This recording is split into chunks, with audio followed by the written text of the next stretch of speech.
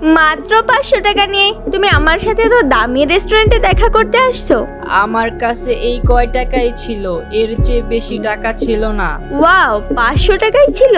আচ্ছা ঠিক আছে, দেখি তো তোমার 500 টাকা। আদৌ তোমার কাছে 500 টাকা আছে নাকি তারও কম? আমি তো বললামই আমার কাছে এই কয় টাকাই ছিল। আমাকে নিয়ে কি তোমরা মজা করতেছো? হোয়াট? আমরা মজা করছি আর তুমি কি করছো? হ্যাঁ, তুমি আমার বান্ধবীকে বলছো তুমি আমাকে ভালোবাসো?